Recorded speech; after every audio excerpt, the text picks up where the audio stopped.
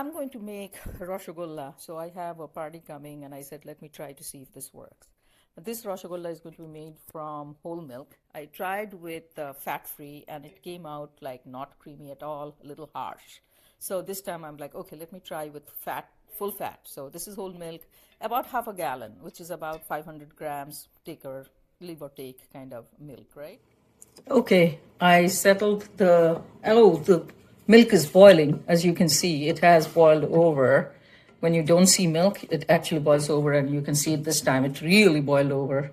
Thankfully, I was here. I'm picking it up so that it doesn't get more heat and spills over. And I stopped the spill. You know, that's hard to do, by the way. This is a 2 tablespoon water and 2 tablespoon vinegar combination. I'm going to pour it in, little at a time.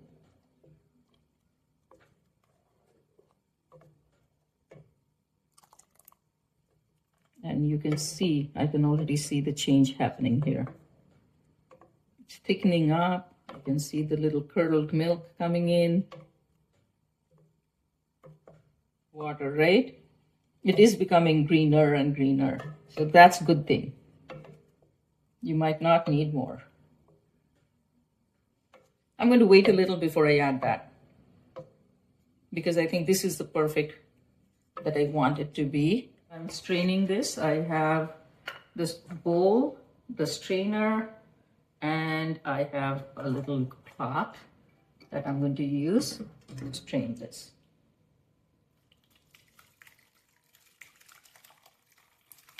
That's why many people actually do Roshogolla with ricotta cheese, because that's kind of the tenderness that you get with this kind of,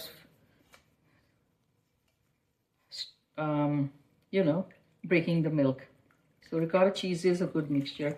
But you can see it's almost whitish. And I'm like, I don't want to waste it. I'm going to get more out of here. More of the paneer out of here. So I'm going to heat it up and add that extra vinegar. And that's not going to be used for Roshogolla because I really don't want that. But as you can see, and you want the Roshogolla to be a little wet, so you don't want all the juices out. It's a little hot, that's why I'm not straining it, but this is more than enough. You don't need the whole juice out of the Roshogolla.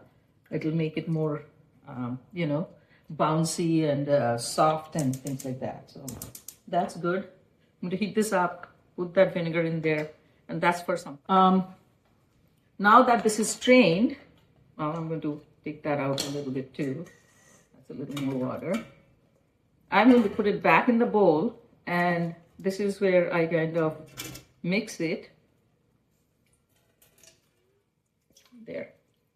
I'm going to mix it with the little powdered sugar. Again, very little powdered sugar.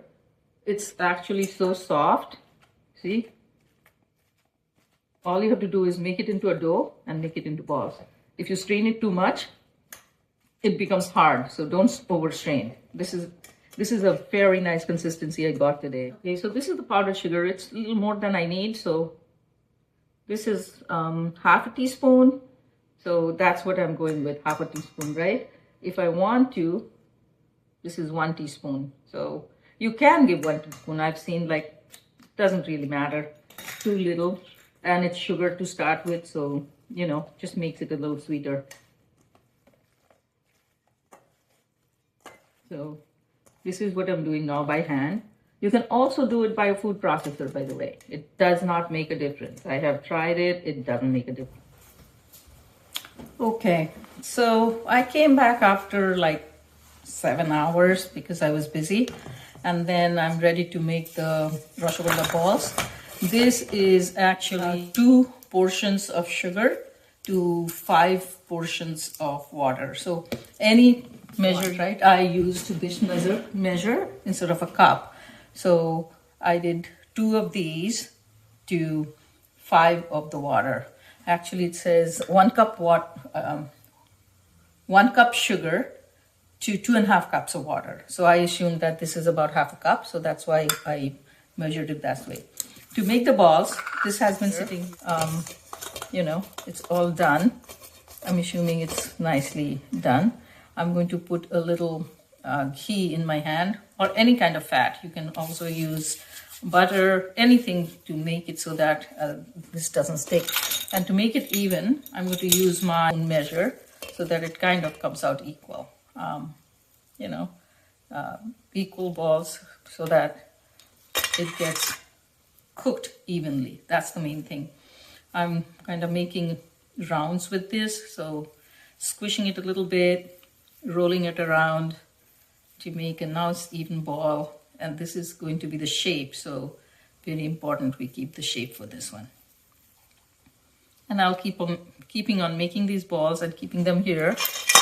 Once it's all done, I'll start my syrup, and that's when I'll drop them one by one, and I'll show you how to do that. Made a few of them. It's still a lot remaining to make, but I started boiling the water to make the simple syrup. It's simple syrup. Simple syrup is 1 sugar to 1 water, but this is like a lighter than the simple syrup, so it's definitely light syrup. The reason being that if the syrup is too heavy, then the outside will be cooked faster and it won't get inside. The way that it is right now, the water will get inside and the inside will be cooked. For the Rosogollas, it will be very, very light sugar. So if you want more sugar, let it boil down. Or the other way to do is dip it in the heavy syrup. 1 teaspoon of the flour. This is half a teaspoon. So another half maybe. That's the maximum I'll do.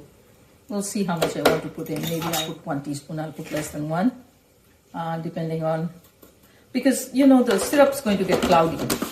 And if the syrup gets cloudy, you can't really serve that syrup anymore. So that's why I'm apprehensive about this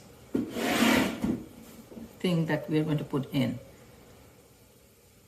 But it did work last time. So I might not put the whole thing. That's all.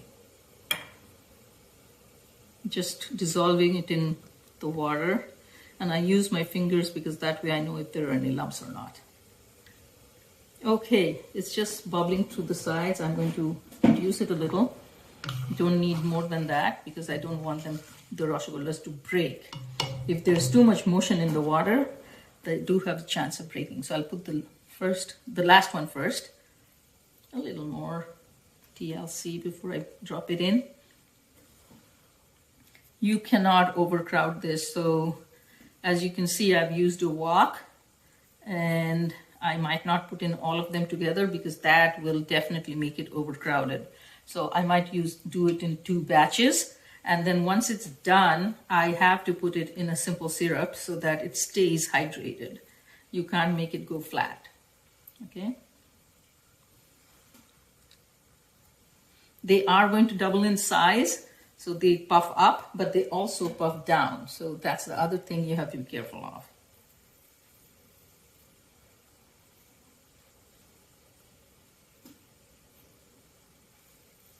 Boiling it, trying to measure the temperature where it's simmering, not boiling too much. So that's the bottom line that I'm doing here. Right? I have given only half of that flour solution. I didn't give too much because I wanted to see if it were the temperature here. If I take, you can see how it has doubled, right? The temperature makes it come and become big. I could have put them all in, but I didn't want them to crowd. But this is too little. So I have a feeling I can squeeze in like 5 more. 1, 2, 3, 4, 5. Oh, I'll do a second batch because all of them will not come in one batch. So that doesn't work. Okay, let's put the sugar syrup in. 1 cup, 2, 1:1. Now, if it becomes too thick, I might add a little more water to it, right? Let's see how it turns out first.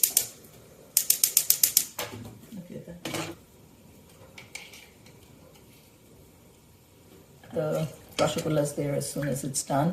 I know this looks small compared to that. I think I need to put more. The Rosogollas there as soon as I like. I think that's perfect. 15 minutes over, I'm ready to fish them out.